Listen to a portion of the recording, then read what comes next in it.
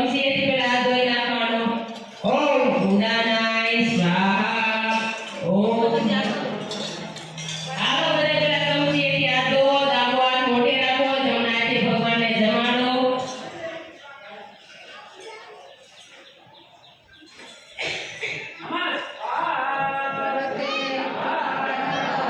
ઓમ